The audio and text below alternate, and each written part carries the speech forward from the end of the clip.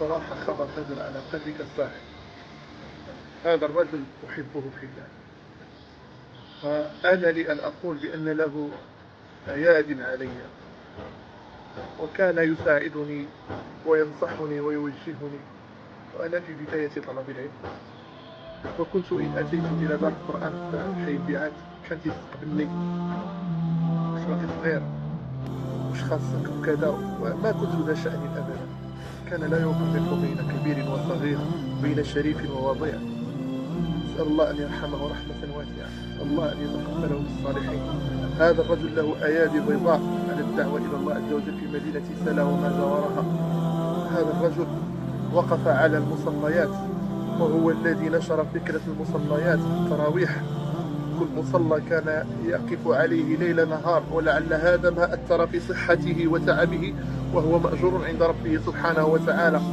ما كان يرتبط بجمعية ولا يرتبط بمؤسسة ولا يرتبط عمله بمدرسة، وإنما يرتبط عمله بالأساس بالدعوة إلى الله تبارك وتعالى. فكل الأرض عنده دعوة إلى الله تبارك وتعالى. يا رب ارحمه في هذه الليلة المباركة، والله خبر الصاعقة. هذا الرجل هذا من الحبات النقيم في الدعوة إلى الله. هذا الرجل هذا من الصفاوة والنقاوة اللي لا أزكي على الله، ولكن والله أشهد أمام الله عز وجل.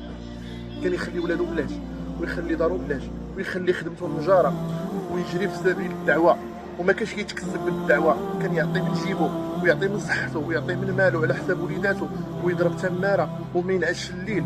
اخويا واخا نبقى نقول لكم التمارة اللي ضرب هذا الرجل الله يرحمه ويوسع عليه، واخا نبقى نعاود لكم عليها، راه ما يمكنش تصوروا، ما يمكنش تصوروها، وما يمكنش توقعوها، وما يمكنش تحضر لكم قدام عينيكم الا اللي عاش معاه وشاف داك الشيء. انا عشت مع طرف من 2004 2005 يعني، وكنت كنعيش في رمضان وكندير دار القران شويه. من بعد ما تسدوا دار القران فتح دارو فتح بابه القران والحملات القران ولدوا القران والائمه، ويجاهد ويناضل ويتقاتل ويبقى بلا نعاس.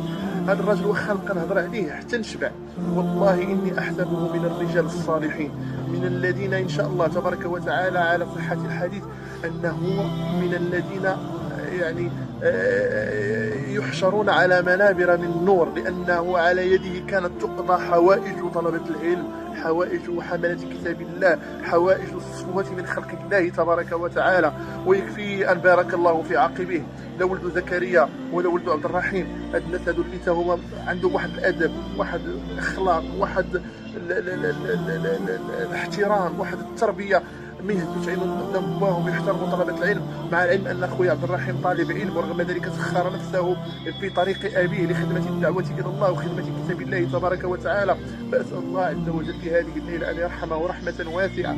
والله العظيم ما أثر في خبر وفاة أحد هذه السنة بعد جدي مثل ما أثر في خبر وفاة هذا الرجل. والله إنه كالصاعقة على قلبي، ولكن ما نقول إلا ما يرضي ربنا. وإنا على فراقك يا أخي جمال لمحزونون.